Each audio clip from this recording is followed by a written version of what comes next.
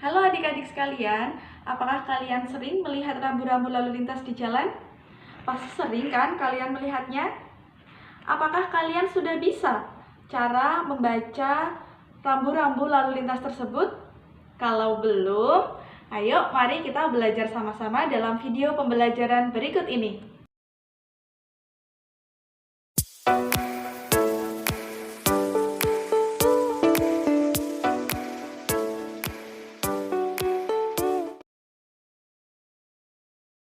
Assalamualaikum adik-adik pembelajar yang hebat dan luar biasa.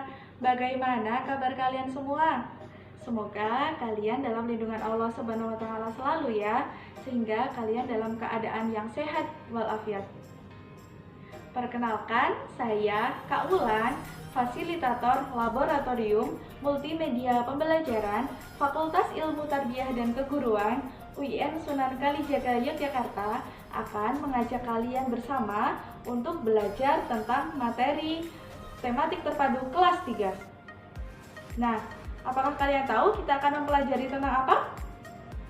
Betul sekali, kita akan mempelajari tentang Aku Suka Berpetualang. Lebih spesifiknya lagi, kita akan mempelajari tentang rambu-rambu lalu lintas yang ada di jalan dan mengenal kebudayaan dan memahami keberagaman yang ada di Indonesia. Tujuan dari pembelajaran ini agar adik-adik dapat yang pertama memahami rambu-rambu lalu lintas yang ada di jalan, yang kedua memahami sikap yang seharusnya dilakukan ketika sedang berkendara, yang ketiga mengenal dan memahami kebudayaan yang ada di Indonesia, yang keempat memahami keberagaman suku dan agama, yang kelima mengetahui keanekaragaman perairan yang ada di Indonesia, dan yang keenam adalah mengenal makanan tradisional, rumah adat, dan pakaian adat yang ada di Indonesia. Dalam ilustrasi yang sudah kakak sajikan ini, apakah adik-adik tahu teman-teman kita sedang ngapain? Betul sekali, teman-teman kita sedang menyeberang jalan. Mereka melewati jalan khusus yang sudah disediakan untuk pejalan kaki. Namanya adalah zebra cross. Kenapa disebut dengan zebra cross? Karena jalan tersebut berwarna hitam putih bergaris seperti tubuh hewan zebra. Nah, lalu selanjutnya ini kakak sudah siapkan gambar huruf S, tetapi dicoret dengan garis. Itu artinya apa ya? Nah, itu artinya adalah rambu tersebut merupakan rambu untuk seseorang dilarang stop. Jadi ketika kalian menemui rambu seperti itu di jalan, berarti kalian tidak boleh stop di tempat rambu itu. Lalu yang selanjutnya adalah huruf P, tapi dicoret. Apa ya maksudnya ya? Nah, kalau yang huruf P ini adalah kalian tidak boleh parkir di situ. Jadi ketika kalian lagi di badan jalan atau di suatu tempat yang ada parkirannya, tapi tertulis atau ada rambu lalu lintas ini, kalian dilarang parkir di situ. Kalau kalian melawan, kalian bakal diberikan sanksi. Nah, lalu selanjutnya ini merupakan lampu lalu lintas. Kalian pasti sering lihat kan kalau rambu lalu lintas yang satu ini. Nah, apa sih artinya? Dan apakah kalian sudah paham masing-masing dari fungsi lampu-lampu tersebut? Kakak jelasin ya. Yang pertama, warna merah pada lampu ini itu tandanya kalian harus berhenti.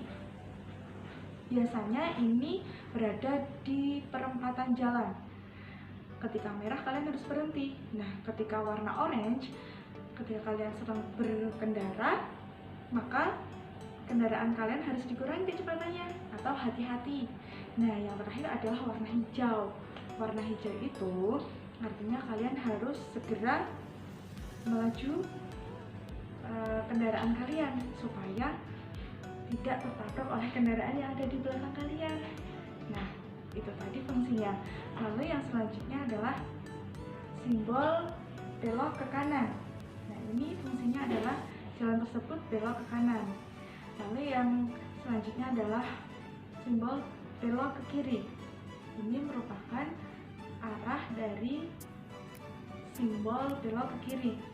Hal itu sama saja dengan simbol belok ke kanan maupun ke kiri dengan dicoret. Contohnya seperti ini. Nah, itu tentunya kalian tidak boleh belok ke kanan atau tidak boleh belok ke kiri, begitu. Lalu yang selanjutnya adalah ini merupakan rambu jalan berlicin atau jalan yang tersebut licin, kemudian jalan berkelok, kemudian jalan rawan longsor. Nah, rambu-rambu tersebut biasanya berada di daerah pegunungan, karena jika tidak ada rambu tersebut, maka sepertinya akan berbahaya ya untuk para pengendara jalan yang melewati pegunungan tersebut. Nah, lalu yang selanjutnya adalah ini biasanya ada di jalan-jalan besar sebagai petunjuk tempat atau arah penunjuk lokasi. Misalnya kita mau ke provinsi mana atau ke tempat liburan mana, begitu.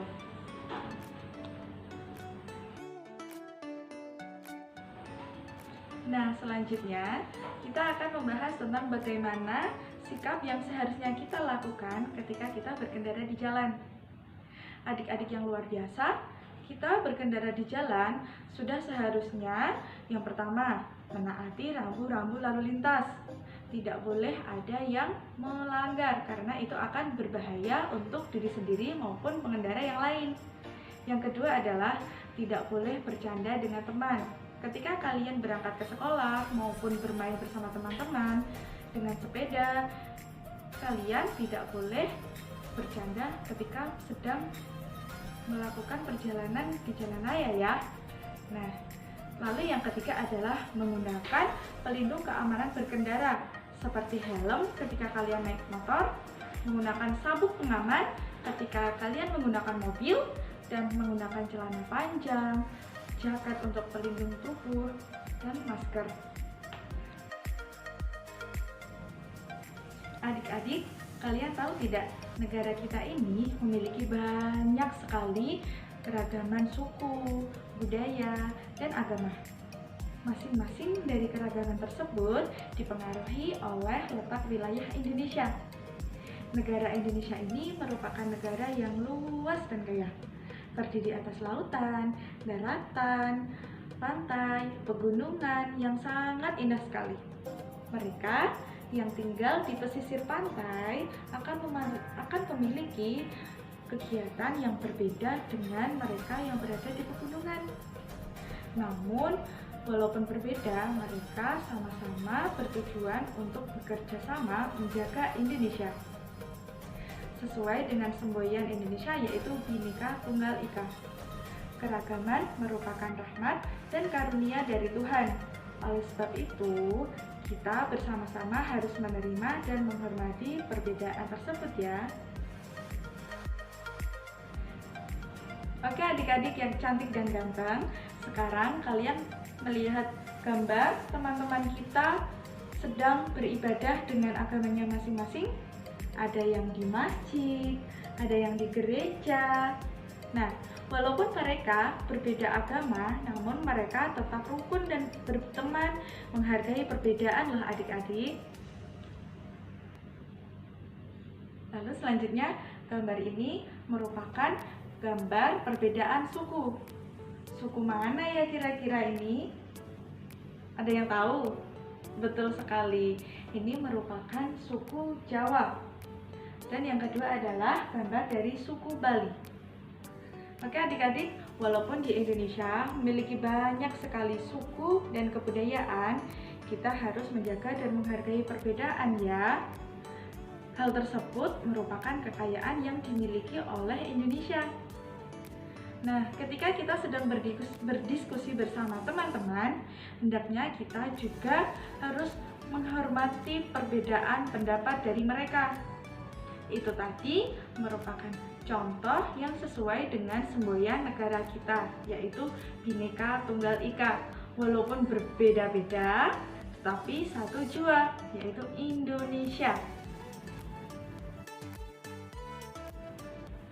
Adik-adik sekalian, setelah kita belajar tentang kekayaan suku, budaya, dan agama di segmen tadi, kalian tahu tidak kalau Indonesia juga memiliki kekayaan laut yang paling beragam di dunia loh.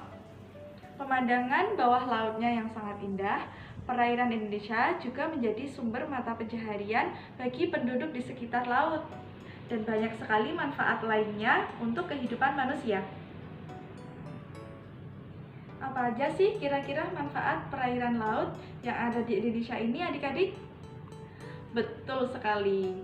Yang pertama, manfaat laut adalah sebagai mata pencaharian penduduk sekitar pantai, yaitu mereka menjadi nelayan. Mereka menjala ikan, kemudian dijual kepada konsumen. Lalu kemudian para konsumen yang membeli ikan, akhirnya mereka mengkonsumsi ikan laut yang kaya sekali protein dan zat bergizi lainnya yang tinggi, baik untuk kesehatan tubuh kita loh adik-adik. Makanya kalian harus rajin-rajin makan ikan ya.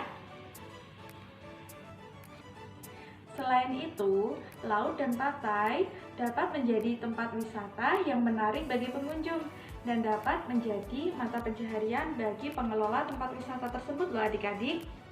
Wow, banyak sekali bukan manfaat dari perairan di Indonesia. Itu hanya salah satu dan beberapa contoh alam yang Kak Wulan jelaskan ya adik-adik. Masih banyak sekali kekayaan alam di Indonesia yang juga memiliki beribu manfaat untuk kehidupan kita loh. Oleh sebab itu, sebagai warga negara Indonesia, kita harus belajar untuk menjaga dan merawat kekayaan yang telah diberikan oleh Allah Subhanahu wa Ta'ala. Adik-adik, makanan tradisional apa yang kalian sukai? Jangan-jangan adik sekalian belum tahu apa itu makanan tradisional. Nah, di sini kakak mau kasih tahu kalian semua tentang makanan tradisional. Yang pertama, kakak sudah menyiapkan onde-onde. Yang kedua adalah gambar klepon. Klepon ini merupakan makanan yang isinya gula jawa cair, manis, dan enak rasanya. Klepon berasal dari Jawa adik-adik. Lalu yang gambar ketiga adalah gambar serabi. Serabi ini biasanya dimakan saat pagi-pagi. Serabi tersebut berasal dari daerah Jawa Barat.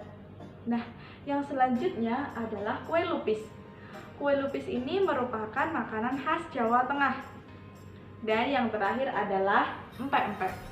Empek-empek merupakan makanan khas dari Palembang, Sumatera Selatan. Adik-adik semua, apa sih makanan asli di Yogyakarta ini? Betul sekali, gudeg. Gudeg merupakan makanan khas tradisional yang ada di Indonesia, khususnya dari Yogyakarta. Nah, dan yang ini adalah bika Ambon. Bika Ambon merupakan makanan khas dari Sumatera Utara. Dan yang paling akhir adalah rendang. Siapa yang suka rendang? Rendang tersebut merupakan makanan khas dari Sumatera Barat. Oke adik-adik, setelah kita membahas tentang makanan tradisional, sekarang kita masuk ke pakaian adat Nusantara. Dari gambar satu ini adalah pakaian adat dari Aceh. Yang kedua adalah gambar pakaian dari Jakarta. Gambar yang ketiga merupakan gambar pakaian adat dari Bali. Gambar yang keempat adalah pakaian adat dari Kalimantan. Dan yang terakhir adalah gambar pakaian adat dari Papua. Nah, adik-adik, walaupun pakaian adat kita di tiap daerah itu berbeda-beda, namun itulah yang menjadi aset kekayaan yang dimiliki oleh Indonesia dan tidak dimiliki oleh negara lain loh. Oleh sebab itu, kita sebagai anak-anak Indonesia wajib menjaga dan melestarikan kebudayaan serta kekayaan yang kita miliki saat ini. Walaupun berbeda, namun tetap satu juga kan, yaitu Indonesia. Nah, setelah kita belajar tentang makanan tradisional dan pakaian adat di Indonesia, kita memasuki tentang rumah adat yang ada di Indonesia. Nah, beberapa rumah adat yang kakak siapkan ini merupakan contoh dari rumah adat yang dimiliki oleh Indonesia. Yang pertama adalah rumah adat Aceh, yang kedua adalah rumah adat dari Bali, yang ketiga adalah rumah adat Jakarta, yang keempat adalah rumah adat dari Kalimantan, ya, yang terakhir adalah rumah adat dari Papua. Nah, macam-macam kan bentuk rumah adat yang kita miliki ini. Nah, itu merupakan kekayaan yang dimiliki oleh Indonesia. Makanya kita harus sama-sama untuk melestarikan dan menjaga perbedaan bentuk rumah adat yang ada di Indonesia ini ya. Nah, sampailah kita di penghujung materi. Pada pembelajaran kali ini, kita sudah belajar berbagai hal yang terkait dengan rambu-rambu lalu lintas dan keberagaman yang ada di Indonesia. Apa aja tadi adik-adik sekalian yang sudah kita bahas bersama-sama? Betul sekali, kita sudah membahas tentang pengenalan rambu-rambu lalu lintas, mengenal dan memahami kebudayaan yang ada di Indonesia. Yang ketiga adalah sikap yang seharusnya kita lakukan ketika kita berkendara. Yang selanjutnya yaitu memahami kekayaan perairan di Indonesia. Yang kelima, memahami sikap atas keberagaman suku, bangsa, dan agama. Lalu yang terakhir adalah kita belajar mengenal tentang keberagaman makanan tradisional, pakaian adat, dan rumah adat yang ada di Indonesia. Wah, sudah banyak sekali ya yang kita pelajari hari ini. Nah, itu tadi pembelajaran tentang Aku Suka Berpetualang. Banyak sekali kan ya yang kita bahas hari ini. Semoga pembelajaran kali ini dapat memberikan manfaat ya untuk kita semua. Sampai jumpa di pembelajaran berikutnya adik-adik. Wassalamualaikum warahmatullahi wabarakatuh.